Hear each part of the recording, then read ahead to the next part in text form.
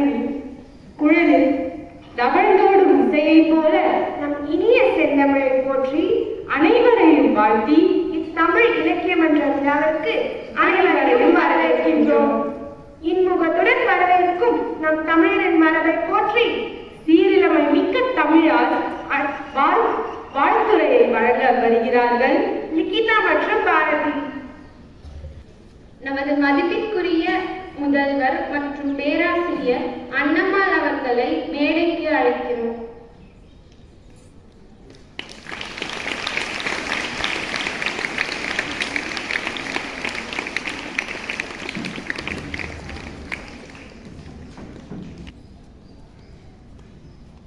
தோன்றிய மொழி, முச்சங்கம் வளர்த்த மொழி, தேனினும் இனிய மொழி, செம்மொழி என்னும் மகுடம் சூடிய எனது அன்னை தமிழை வணங்கி எனது வரவேற்புரையை தொடங்குகிறேன். கடிகாரத்தின் முட்களை போல் நொடிப்பொழுதும் ஓய்வின்றி உழைத்துக் கொண்டிருக்கும் பம்பரம் போல் சுழன்று வரும் நம் பள்ளி முதல்வர் அருட்சகோதரி மாசிலாமணி அவர்களை உகையுடன் வரவேற்பதில் மகிழ்ச்சி அடைகிறோம். இலக்கிய விழாவிற்கு சிறப்பு விருந்தினராக வரவேற்கண்டு நம்மை வாழ்த்த வந்திருக்கும் புனித வரலாறு கல்லூரியில் பணிபுரியும் தமிழ்துறை தலைவரான மதிப்பிற்குரிய பேராசிரியர் திருமதி அன்னம்மாள் அவர்களை அன்புடன் வரவேற்பதில் பெரும் மகிழ்ச்சி அடைகிறோம். நற்பண்புகளை பாசமுடன் கற்றுக் கொடுத்து பண்பாளர்களாக உருவாக்கி வரும் பாசமிகு மற்ற கலைஞர்களையும் கணிப்புடனே வரவேற்கிறோம். ஏணிப்படிகளால் இருந்து மாணவிகளின் உயர்வையே உன்னத பணியாக ஏற்று செயலாற்றி வரும் ஆசிரியர்களை சிறப்பாக வரவேற்கிறோம். எங்களுடன் பயிலும் மாணவிகளை வரவேற்பதில் மட்டற்ற மகிழ்ச்சி அடைகிறோம். நன்றி. வரை அன்னம்மாள் அவர்களுக்கு பொன்னாடை போற்றுமாறு கேட்டுக்கொள்கிறோம்.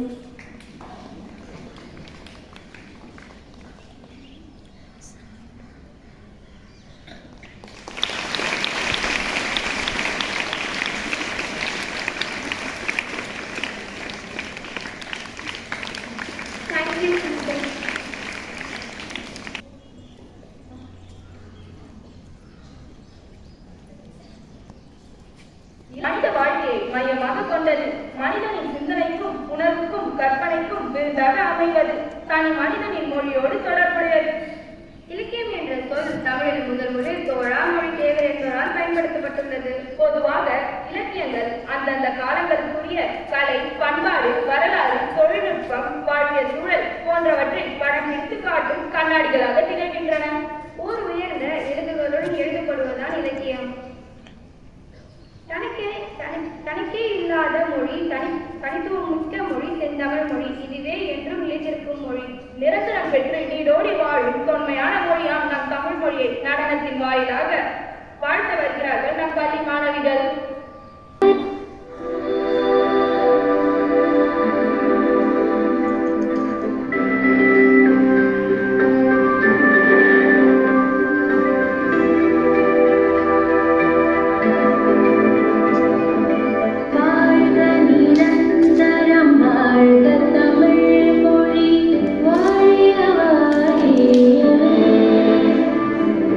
வானம் வளர்ந்த அனைத்தும்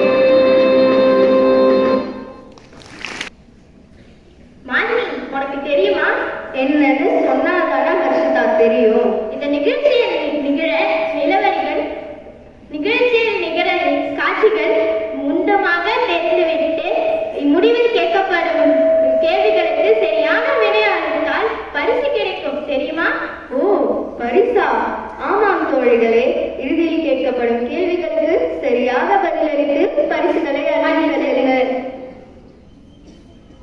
ஹரிசா, நான் காலையில கொடுத்த வீ வாடாம இருந்ததா? என்னது வீயா? அப்படின்னா நீ சொல்றது எனக்கு ஒண்ணுமே புரியல ஹர்ஷினி. வீணா உனக்கு என்னன்னு தெரியாதா?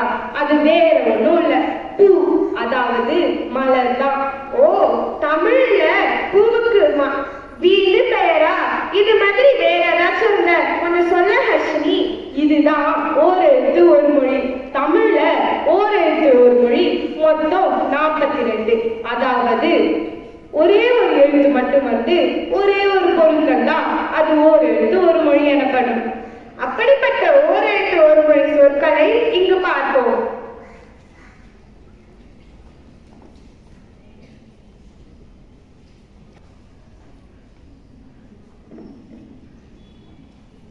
நெருப்பு,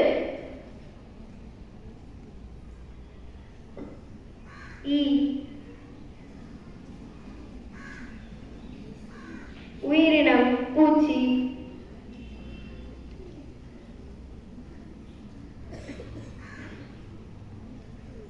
ஆ, பசு,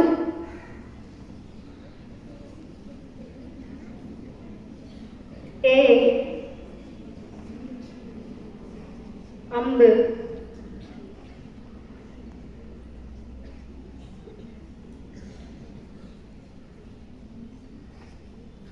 வி, மலர், நா, நாக்கு,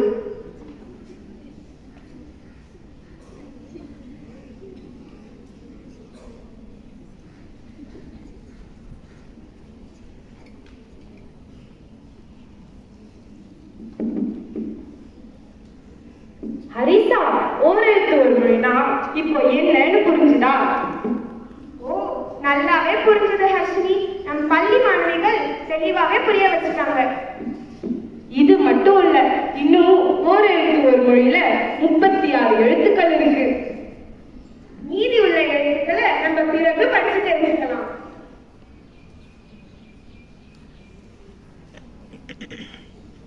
தமிழ் வளர்த்த நம் தகைசால் சான்றோர்கள் தமிழ் புலவர்களாகவே வந்து அவர்களின் சிறப்பை பற்றி எழுதி எம்ப வந்திருக்கிறார்கள்.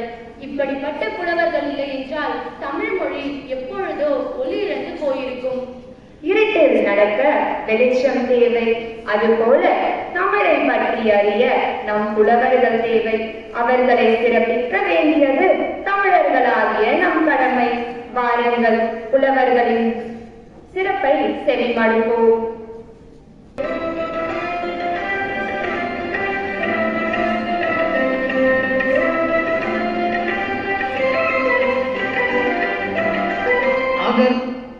ஈரடிக்குறளில் உலக தத்துவங்கள் அனைத்தையும் திருக்குறள் என்னும் உன்னத படைப்பால் மக்களுக்கு எடுத்து சொன்னவர்.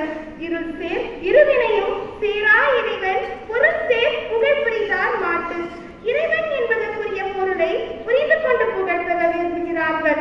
நன்மை தீமைகளை ஒரே அளவில் எதிர்கொள்வார்கள். வலியார் கொன்றில் ஈவதை ஈகை மற்றெல்லாம் புதிய எழுத்தை நீரே துடைத்து. வறுமையில் வாழ்வோருக்கும் தேவை இருப்பதற்கும் கொடுப்பதே ஈகை. மற்றெல்லாம் தனக்கு என்ன பலனளிக்கும் என்று எதிர்பார்த்து செய்வது யாம்.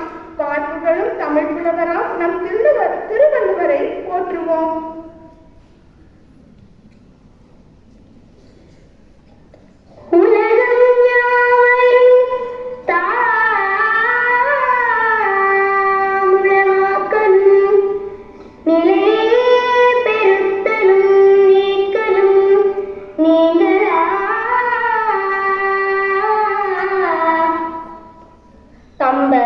கம்பர் வடமொழியில் வால்மீகி எழுதிய ராமாயணத்தை ராமகாதையாக தமிழில் எழுதியவர் கம்பர். பிற்காலத்தில் அது கம்ப ராமாயணம் என அழைக்கப்பட்டது.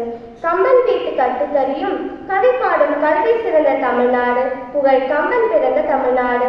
மன்னானும் நீயோ வடநாடும் உன்னதோ, உன்னை அறிந்தோ தமிழே ஓதினேன் என்னை. விரைந்தொரு ஏற்கொள்ளாத வேந்தனுண்டோ உண்டோ, குரங்கேற்கொள்ளாத கொம்பு.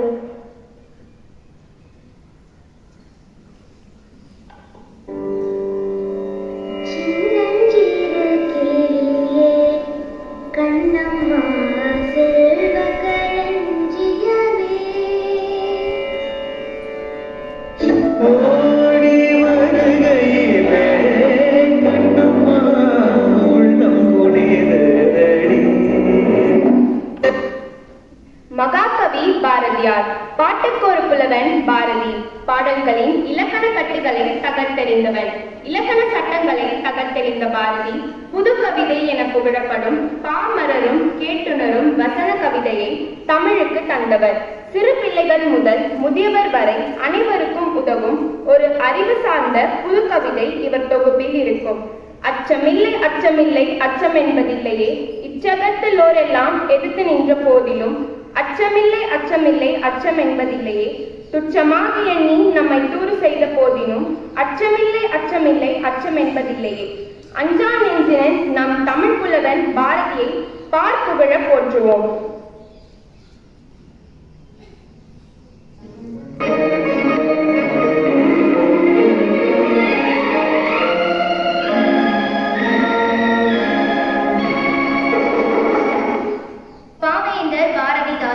தமிழுக்கு அமுதென்று பேர், அந்த தமிழின்ப தமிழெங்கள் உயிருக்கு நீர் என்ற தேன் சுவை சொட்டும் பாடல் வரிகளுக்கு சொந்தக்காரர் பாவேந்தர் பாரதிதாசன். புரட்சி கவி என்றும் பாவேந்தர் என்றும் அழைக்கப்பட்டார். அறிவை விரிவு செய், அகண்டமாக்கு, விசால பார்வையால் விழுங்கும் மக்களை அணைத்துக்கொள், உன்னை சங்கமமாக்கும் மாநில சமுத்திரம் நான் என்று கூறு என் போன்ற உலக ஒற்றுமைக்கு கவிபாடிய நம் பாரதிதாசனை போற்றுவோம். நன்றி.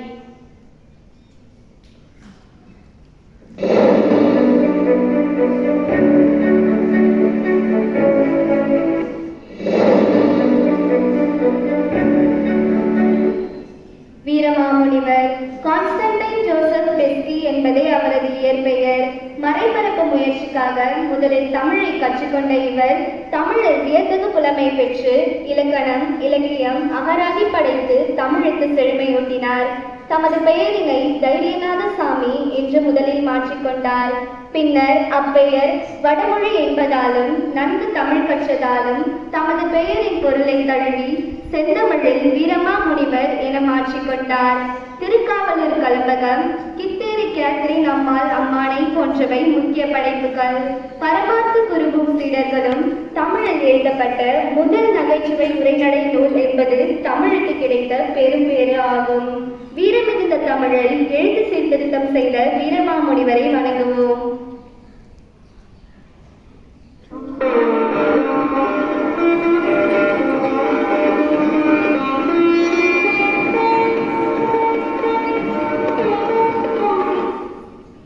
மீனாட்சி சுந்தரம் பிள்ளை ஒரு தனி மனிதன் ஒரு பல்கலைக்கழகமாக திகழ முடியும் என்பதை 19ஆம் நூற்றாண்டில் நிறுவி காட்டிய பெருந்தமிழ் அறிஞர் திருச்சிராப்பள்ளி மகா வித்வான் மீனாட்சி சுந்தரம் பிள்ளை. பிற்கால கம்பர் என்று இவரை திறனாய்வாளர்கள் போற்றுவர். படித்தல், பாடம் சொல்லுதல், நூல்கள் யாத்தல் என்பனவற்றையே வாழ்வாக கொண்டிருந்தவர் இவர். சங்க நூல்கள், காப்பியங்கள், அறநூல்கள், சித்தாந்த சாத்திரங்கள், பேருரைகள், சிற்றிலக்கியங்கள் என அவர் கல்லாத தொன்னூல்களே இல்லை என்பதை அவர் நூல்களால் அறிய முடிகிறது. சிலப்பதிகாரத்தில் அமைந்துள்ள ஆய்ச்சியர் குருவையை ஒட்டி முருகவேலை புகழ்ந்து அவ்வாறே ஒரு பாடல் செய்கிறார். பல்துறை வித்தகாரம் பண்பாளரான நம் மீனாட்சி சுந்தரம் பிள்ளைக்கு சிரம் தாழ்த்தி மரியாதை செய்வோம்.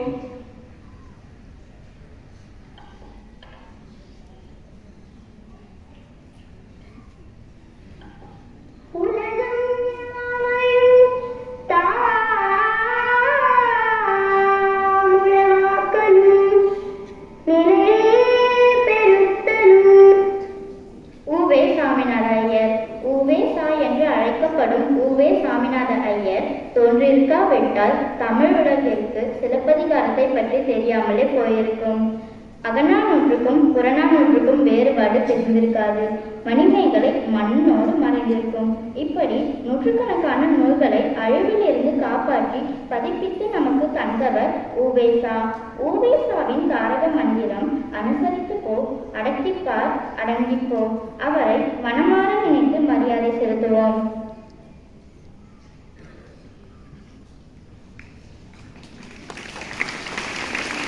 எழுத்தும் கண் என தகும். ஆம், இலக்கிய இலக்கணமே தமிழுக்கு இரு கண்கள் போன்றவை. இலக்கியத்தை பற்றி அறிய தமிழ் புலவர்களை உங்கள் முன் காட்சிப்படுத்தினோம். எழுத்தாகிய இலக்கணத்தை பற்றி தெரிந்து கொள்ள அடிப்படை இலக்கணத்தை பற்றி நமக்கு தங்களின் நடன அசைவுகள் மூலம் நெஞ்சிலே பதிய வைக்க வரும் ஆடல் அரசிகளை அன்பான வணக்கத்தோடு அழைத்து மகிழ்வோம்.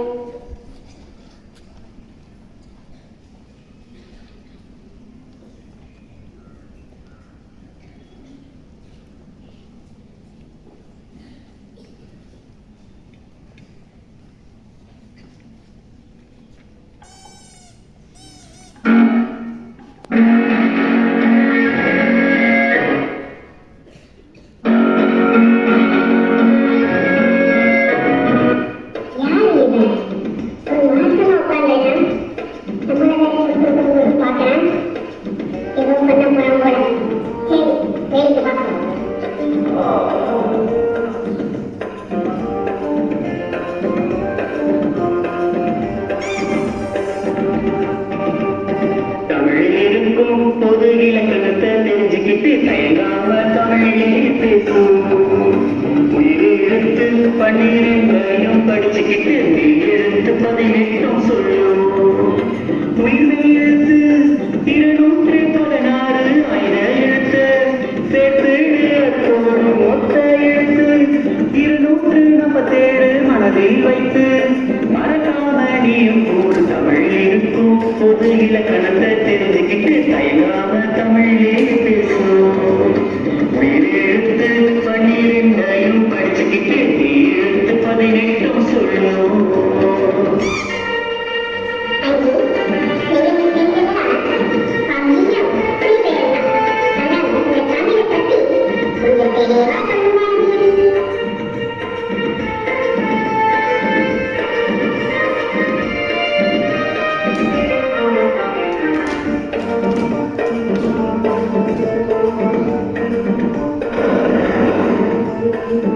உயிரை எழுத்துல 2 வகை இருக்கு.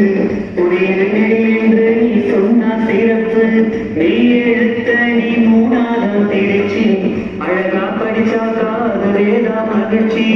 கத்தட தபரவழி எங்கன மனமேலி எதல மழையிட இனங்களை எழுதிடு. குறிலுக்கு மத்திரை 1 நெடிலுக்கு மத்திரை 2 புள்ளி வச்ச எழுத்துக்கெல்லாம் மரமாத்திரை அழுதிடு. உயர்தினை அத்திரை 2 திணை வழக்கு தன்மை முன்னிலை படத்தை இலக்கணக்கு ஐம்பாலோடு மூவிடத்தை சேர்த்து நீ படித்ததிடு. தமிழ் இருக்கும் தமிழ் இருக்கும் பொது இலக்கணத்தை தெரிஞ்சுக்கிட்டு தயங்காம தமிழே பேசுவோம். உயிரை எழுத்து 216 ஆயிர எழுத்து சேர்த்து அத்தோடு மொத்த எழுத்து 247 மனதில் வைத்து மறக்காம நீயும் ஒரு தமிழ் இருக்கும் பொது இலக்கணத்தை தெரிஞ்சுக்கிட்டு தயங்காம தமிழே பேசுவோம்.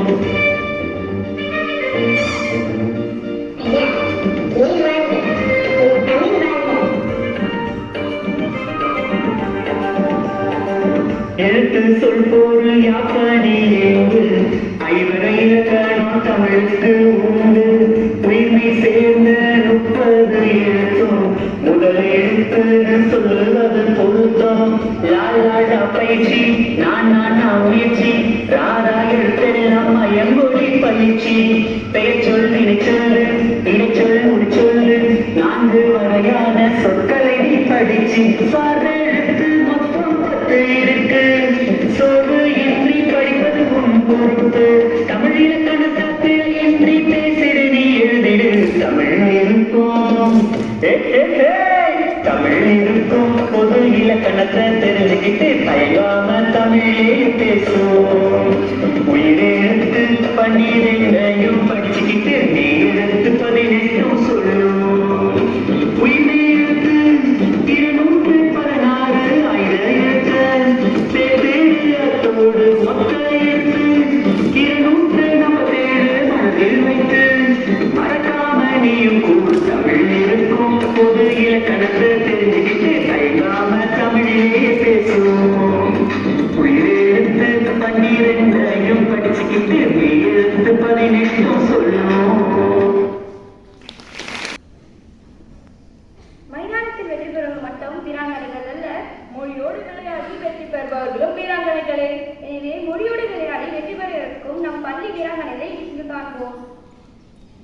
கோமட்டி தலையா, ஒரே யோசனையா இருக்க. அது ஒண்ணும் இல்லைங்க, எனக்கு ஒரு சந்தேகம், கொஞ்சம் தீட்டு வைங்கல. அப்படி என்னடா சந்தேகம்? எங்க ஸ்கூல்ல ஒரு சொல்லுக்கு 2 பொருள் இருக்கிற மாதிரி எழுதிட்டு வர சொன்னாங்க. அது எப்படின்னு ஒரு சொல்லுக்கு 2 பொருள் இருக்க முடியும்? அப்படி கேள்றா கோமட்டி தலையா. இதுக்குதான் ஊர்ல ஒரு ஆடினால் அழகராஜா இருக்கணும்ன்றது. நீ கேள்வியை கேளு, பதில நான் சொல்றேன். ஆரம்பிக்கலாமா? காடுகளில் வாழ்வது, கைகளில் மாட்டுவது, அது என்ன? அது விலங்கு. கிழமைகளில் ஒன்று, உலோகங்களில் ஒன்று, அது வெள்ளி. யானையை குறிப்பது, அடுப்பில் எரிப்பது. யானையை குறிப்பது, அடுப்பில் எரிப்பது, அது கரி. அண்ணன், உங்க அறிவுக்கு அளவே இல்லை. என் மூஞ்சிக்கு முன்னாடி புகழாதரா, எனக்கு புகழ்ச்சி பிடிக்காது. போங்கண்ணே, உங்களுக்கு தன்னடக்கம் அதுக்கெல்லாம். நீ மேல சொல்லு. பந்தலில் படர்வது, பள்ளியில் ஏற்றுவது, அது கொடி. 1/4 நடக்க உதவுவது. நடக்க உதவுவது கால் தானே. சிரிப்புக்கு மறுபெயர் அணிகலன்களின் மறுபெயர். பெண்களை பேராசைப்படுத்தும் நகை. நிலவுக்கு மறுபெயர் அறிவை குறிப்பது, அது மதி. அண்ணன், உங்க அறிவு இருக்கே. பாப்பா, நீ புகழ்ச்சியை நிறுத்திட்டு மேல சொல்லு.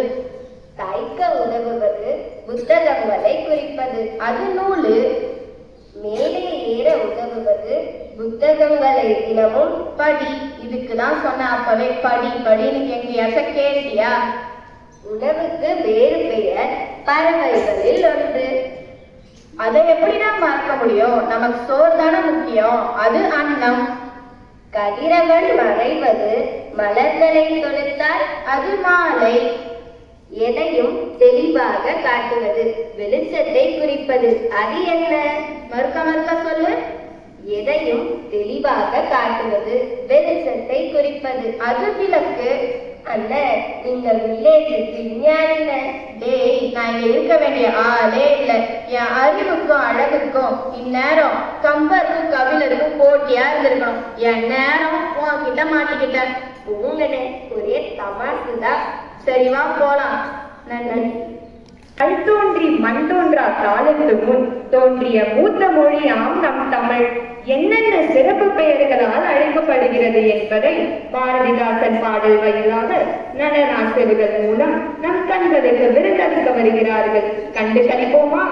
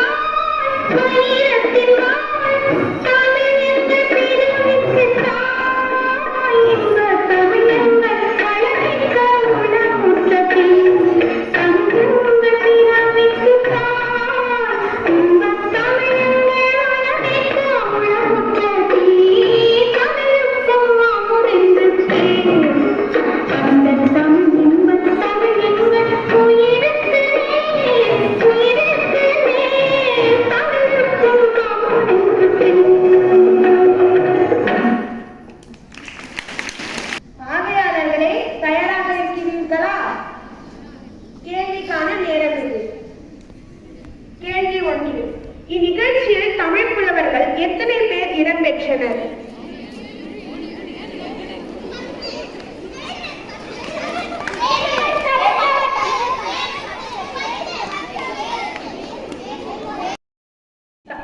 தமிழ் இலக்கிய மன்ற விழாவிற்கு வருகை புரிந்திருக்கும் திருமதி பேராசிரியர் அன்னம்மாள் அவர்களை மேடைக்கு அழைக்கிறோம்.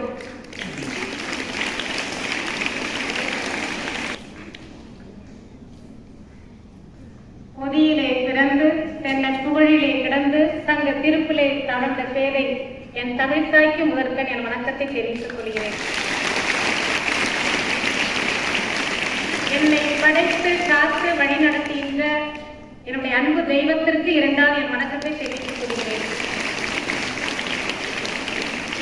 இப்பள்ளியினுடைய அருள் சகோதரி முதல்வர் அம்மா அவர்களுக்கும் அருள் சகோதரிகள் அனைவருக்கும் இப்பள்ளியினுடைய ஆசிரியர் பெருமக்கள் அனைவருக்கும் அலுவலக நண்பர்கள் அனைவருக்கும் இந்த பள்ளியினுடைய மாணவிகள் அனைவருக்கும் முதற்கண் என் வணக்கத்தை தெரிவித்துக்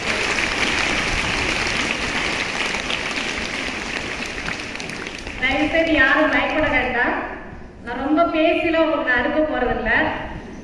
ஏன்னா என்ன முதற்க நான் யாருக்கு நான் நன்றி சொல்லணும் அப்படின்னா உங்களுடைய பள்ளியில் இருக்கக்கூடிய தமிழாசிரியர் கல்யாணி மேடம் மிஸ்ஸாவுக்கு நன்றி சொல்லணும். அதாவது இப்போ நான் வேலை செய்ய என்னை பற்றி நான் சொல்லிக்கிறேன். என்னுடைய பெயர் முனைவர் அன்னம்மாள். நான் வந்து கிட்டத்தட்ட என்னுடைய ஆசிரியர் பணி அப்படின்னு எடுத்துக்கிட்டீங்கன்னா 33 ஆண்டுகள் என்னுடைய ஆசிரியர் பணியை நான் செஞ்சுட்டு இருக்கிறேன். முதல் என்னுடைய பணி ஆரம்பிக்கப்பட்டதே நர்சரியில தான் நான் ஒரு தமிழ் ஆசிரியராக இருந்தேன். சின்ன பிள்ளைக்கு அதை எல்கேஜி நர்சரி தெரியல, எல்கேஜி பிள்ளைக்கு நான் பாட்டு சொல்லி கொடுத்தேன். அதுக்கு பிறகு அப்படியே படிப்படியாக வளர்ந்து 10th வரைக்கும் வந்தேன். படிப்படியாக வளர்ந்து +2 வரைக்கும் வந்தேன். அப்படியே இன்னைக்கு வந்து கடலூர்ல இருக்கக்கூடிய தூய வளனார் கலை மற்றும் அறிவியல் கல்லூரியில ஒரு தமிழ் பேராசிரியராக 98வது வருஷம் இந்த கடலூருக்கு நான் வந்தேன்.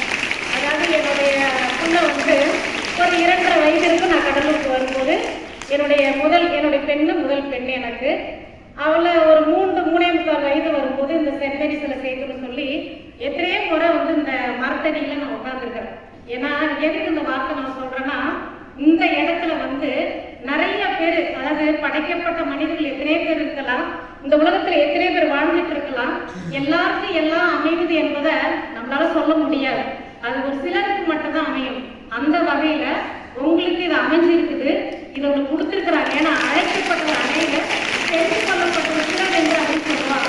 அதனால முதல்ல நீங்க உங்களுக்கு நல்ல பலத்தை கைத்தட்டி கொடுத்துக்கலாம். உங்களுடைய அம்மா அப்பாவை முதல்ல நினைக்கிறீங்க, எனக்கு அந்த இடத்துல வந்திருக்கிறேன், இந்த இடத்துல நான் படிக்கிறேன் அப்படின்னா அந்த வழி என்ன என்பது எனக்கு தெரியும்.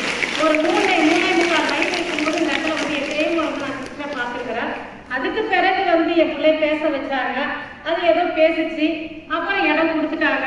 இடம் கொடுத்தாப்பெல்லாம் பார்த்தீங்கன்னா 1 மாத காலங்கள் குழந்தைக்கு வந்து சாப்பாடு கொடுக்கலாம் அப்படின்னு ஒரு முறை இருந்தது. அப்போ நான் அன்றாட என் குழந்தைய வந்து நான் வந்து விட்டுட்டு அதை லஞ்ச் நேரம் மட்டும் சாப்பாடு கொடுத்து வருவேன். அப்போ எல்லாரும் உட்காந்து என்ன செய்வாங்கன்னா ஆங்கிலத்தில் இந்த குட்டி குட்டி குழந்தைங்களும் ஆங்கிலத்தில் பேசிட்டு இருக்கோம். அப்போ நானும் ஒரு தாய் தானே, சராசரி ஒரு தாய், அதை பக்கத்தில் உட்காந்துட்டு பார்க்கும்போது எனக்கு ரொம்ப ஆசையா இருக்கும். என்ன இந்த பிள்ளைக்கு இவ்வளோ அருமையா பேசுறாங்க. காரணம் என்னன்னா, நான் தமிழ் படித்ததால அந்த ஏக்கம் என்கிட்ட இருந்தது. ஏன்னா என்ன அந்த பிள்ளைங்க இப்படி பேசுறாங்க, நம்ம பிள்ளைங்க ஒரு காலத்துல பேசுவா அப்படின்னு நினைச்சேன். என் பிள்ளை இதே நர்சரியில கொண்டு வந்து எல்கேஜி இங்க சேர்த்தேன். இங்கே 12வது வரைக்கும் இங்க படிச்சா. 12வது வரைக்கும் படிச்சு அதுக்கு பிறகு என் பிள்ளை நல்ல +2ல 1148 மதிப்பெண் எடுத்தா. மதிப்பெண் எடுத்து என் பிள்ளையோடைய ஆசை என்னன்னா, காரணம் என்னன்னா, ஒருத்தனுடைய கதை, சின்ன கதை எல்லாருக்கும் தெரியும் நினைக்கிறேன். நான் கதை சொல்றேன். நான் அந்த கதையை மட்டும் நான் சொல்லிட்டு அது பிறகு நான் அதுக்கு அடுத்து என்னுடைய செய்திகளை நான் வந்துடுறேன். ஒரு ஊர்ல பாத்தீங்கன்னா ஒரு அம்மா அப்பா இருந்தாங்க. அந்த அம்மா அப்பாவுக்கு 3 குழந்தைங்க, அதாவது ஒரு பையன் 2 பொம்பளை பிள்ளைங்க. அப்ப இடையிலேயே அவங்க அப்பா என்ன பண்ணிட்டாங்க, அந்த குழந்தைங்களுக்கு பாத்தீங்கன்னா ஒரு பையனுக்கு பாத்தீங்கன்னா ஒரு 3 வயசு, அடுத்த பொண்ணுக்கு 1.5 வயசு, அடுத்த குழந்தைக்கு 3 மாச குழந்தை. அப்படி இருக்கும்போது என்ன ஆயிடுச்சுன்னா அவங்க அப்பாவும் தவறிட்டாங்க. அப்ப அந்த அம்மாவுடைய வயது நீங்க பாத்தீங்கன்னா 22 வயது தான் அந்த அப்பா சாகும் போது. அப்ப 22 வயதா இருக்கக்கூடிய அந்த அம்மா என்ன பண்ணாங்க, தன்னுடைய 3 குழந்தைகளையும் அந்த ஊர்ல இல்லாம குழந்தைகளை கூட்டிட்டு வேற இடத்துக்கு வந்துடுறாங்க. வேற இடத்துக்கு வந்தவங்க என்ன பண்ணிட்டாங்கன்னா ஒரு அனாதை இல்லத்துல போயிட்டு அந்த 3 குழந்தையும் சேர்த்துட்டு அந்த தாய் என்ன பண்றாங்க, வேற ஒரு இடத்துல போயிட்டு தனக்கு ஒரு அடைக்கலமாக ஒரு இடத்தை தேர்ந்தெடுத்து அவங்க இருந்துகிட்டே இருக்கிறாங்க. இப்படியே குழந்தைகள் நாளுக்கு நாள் அப்படியே வளர்ந்துட்டு இருக்கிறாங்க. அவங்களும் ஒரு பக்கம் போயிட்டே இருக்கிறாங்க. அந்த இடையில பாத்தீங்கன்னா அதுல 2 பிள்ளைங்க படிக்கல, அதான் சின்ன பிள்ளையும் படிக்கல, அவருடைய அண்ணனும் படிக்கல. படிக்காத காரணம் என்னன்னா, அப்பெல்லாம் எங்களுடைய காலத்துல பாத்தீங்கன்னா எக்ஸாம் எழுதுறதுக்கு இந்த பெஞ்சு வந்து இந்த இடத்துல இருக்கணும் நாங்க படிச்ச காலத்துல. அப்ப அந்த மாதிரி ஒரு நிலையில அந்த பிள்ளைக்கு அந்த இடம் இல்ல, அந்த நெஞ்சு பத்தல, அப்ப அவங்க எக்ஸாம் எழுத முடியாது சொல்லி அந்த பிள்ளைய அந்த பள்ளி விட்டு விரட்டிட்டாங்க. விரட்டின பிறகு அந்த பிள்ளை தன்னுடைய தங்கைகளுக்காக அதை பாடுபட்டு இருக்கு. அது ஒரு பக்கம். இதுல இந்த 2வது பிள்ளை மட்டும் தான் என்ன பண்ணிருக்கு, கொஞ்சம் கொஞ்சமா படிச்சு மேல வந்து அதுக்கு பிறகு அது ஒரு வேற இடத்துல ஒரு +2 வரைக்கும் ஒரு பள்ளியில சேரிக்கிற போது அப்ப அவங்க அம்மா என்ன நினைக்கிறாங்க, தன்னுடைய மகன்கிட்ட சொல்றாங்க, ஏன்டா நம்ம இதே கஷ்டப்பட்டு அந்த பிள்ளைய படிக்க வைக்கிற, அதனால வேண்டாம் அந்த பிள்ளைக்கு ஒரு கல்யாணத்தை ஏதாவது பண்ணி வைக்கலாமே அப்படிங்கும் போது அப்ப அதுல இந்த 2வது பிள்ளைக்கு என்னன்னா ரொம்ப ஆசை, படிக்கணும், ரொம்ப அதுக்கு ஒரு வெறித்தனமான ஒரு நிலை. அதனால அந்த கல்யாணத்துல இருந்து எப்படியாவது வரணும்னு சொல்லிட்டு அப்ப சொல்லும் போது அப்ப என்ன பண்ணுது, அதை போய் தன் தங்கச்சிக்கிட்ட நீ எப்படியாவது எனக்கு ஒரு உதவி செய்ய, எனக்கு வரக்கூடிய மாப்பிள்ளை நீ கட்டிக்க அப்படின்னு சொன்ன உடனே வரக்கூடிய மாப்பிள்ளை வந்து அந்த தங்கச்சி கட்டிக்கிச்சு. இந்த 2வது பொண்ணு என்ன செய்யறா, அவளுக்கு ஒரு விடுதலை கிடைச்சுன்னு சொல்லி ஒரு கல்லூரிக்கு ஒரு முதல்வருக்கு ஒரு கடிதம் எழுதுறா. இந்த மாதிரி வந்து நான் படிக்கணும், எனக்கு ஏதாவது நீங்க உதவி செய்யுங்க, உங்க கல்லூரியில ஏதாவது இடம் கொடுங்கன்னு சொல்லிட்டு எழுதுறா. அப்ப அந்த முதல்வரே அவங்களுடைய வீட்டுக்கு வந்து அந்த பெண்ணை நாங்க படிக்க வைக்கிறோம்னு சொல்லி கூட்டிட்டு போறாங்க. கூட்டிட்டு போய் அந்த பெண்ணை படிக்க வைக்கிறாங்க. ஒரு தமிழ் கல்லூரியில அந்த பெண்ணை சேர்த்து படிக்க வைக்கிறாங்க. அவ கொஞ்சமா BA படிக்கிறா, MA படிக்கிறா, MPhil படிக்கிறா, BEd படிக்கிறா, MEd படிக்கிறா. எல்லாத்தையும் படிச்சு முடிச்சு அது எல்லாமே அந்த முதல்வருடைய ஒரு நிலையில படிச்சுக்கிட்டே இருக்கிறா. படிச்சு நல்ல ஒரு நிலைக்கு வர நேரத்துல அவங்க அம்மாவும் தவறிடுறாங்க. அவங்க அம்மாவும் செத்துறாங்க. செத்த பிறகு அந்த புள்ள ஒரு தன்னந்தனியாக, அது ஒரு பெண்ணுள்ள தன்னந்தனியாக சமூகத்துல போராடக்கூடிய ஒரு சூழ்நிலை வருது. எப்படா போராடணும் அப்படின்னு நினைக்கிற ஒரு நேரத்துல தன்னுடைய அம்மாவுடைய அந்த உந்துதலை நினைச்சிட்டு, அம்மாவுடைய ஆசையை மனசுல நினைச்சுக்கிட்டு எப்படியாவது நான் படிக்கணும், எப்படியாவது படிச்சு நல்ல நிலைக்கு வரும்னு சொல்லி மேல மேல வந்து இன்னைக்கு ஒரு நல்ல நிலையில இருக்கக்கூடிய, அது ஒரு நல்ல ஒரு சிறந்த ஒரு பணியில் இருக்கக்கூடிய ஒரு பெண்ணு யாரு அப்படின்னு கேட்டீங்கன்னா இந்த அதிர்ஷ்டசாலி இந்த அண்ணம்மா தான். முன்னாடி இருக்கிற அண்ணம்மா தான். இதை ஏன் நான் சொல்றேன் அப்படின்னா, அந்த அளவுக்கு வந்து அதான் நம்ம பெண்ணா பிறந்துட்டோம், நமக்கு ஒண்ணு இல்லை, நம்ம எப்படி அந்த உலகத்துல வாழும் அப்படிலாம் நீங்க யாரும் நினைக்க வேண்டாம். ஏனுடைய டாபிக்கை நான் மாத்துறேன்னா மிக அருமையான, எனக்கு எந்த தமிழ் என்ன வந்து உதாசீனப்படுத்தியதோ, எந்த மொழி நான் படிச்சு நான் எப்படி வரக்கூடாது என்ற நிலை வந்ததோ, ஆனா அந்த மொழியை வந்து நான் வெறித்தனமா நான் படிச்சேன் நானு. ஏன்னா தமிழ் மொழி எல்லாருக்குமே தெரியும், இனிமையான மொழி, எளிமையான மொழி, வாழ வைக்கின்ற மொழி எல்லாருக்குமே தெரியும். அது அறியாதவர்களுக்கு தான் அது வேற மொழியா இருக்கிற மொழிய. ஆனா இந்த தமிழ் மொழியை மிக அருமையாக நான் படிச்சு நான் நல்ல நிலைக்கு வந்தேன். அந்த நல்ல நிலையில வந்து என் நிலையை நான் விட்டு போகல. அடுத்து என்னுடைய மகளை நான் படிக்க வைக்க சொல்லி ஆசைப்பட்டு அவளை வெளிநாட்டுல கொண்ட நான் டாக்டர் நான் படிக்க வச்சேன். இன்னைக்கு என்னுடைய மகள் வந்து மருத்துவ படிப்பு முடிச்சுட்டு எனக்கு டாக்டராக இருக்கிறா. உங்க பின்னாடி தான் எப்ப மகள் நான் கூட்டிட்டு வந்துக்கிறேன். ஏன்னா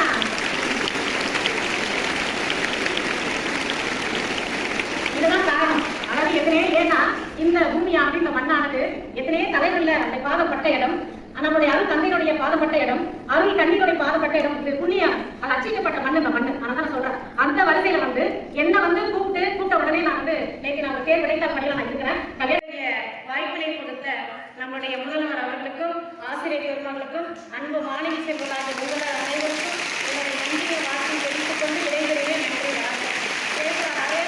அவர்களுக்கு இவ்விலக்கிய மன்றத்தின் சார்பாக நன்றியை தெரிவித்துக் கொள்கிறோம். எம் அழைப்பினை ஏற்று இவ்விழாவுக்கு வருகை தந்து இலக்கிய சுவையை யாம் அனைவரும் சுவைக்க செய்த திருமதி அன்னம்மாள் அவர்களுக்கும் என் நன்றியை தெரிவித்துக் கொள்கிறோம்.